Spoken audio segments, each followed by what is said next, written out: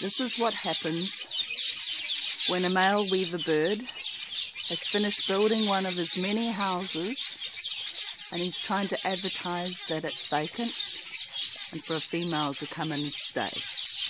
And once it's ready and a female weaver bird is around, they do this little dance. And it starts off like that. And all this racket is because there's a female weaver bird inspecting the places, and in some cases she doesn't like the nest that this poor weaver bird has spent many hours building. She'll pull it apart and he has to start again.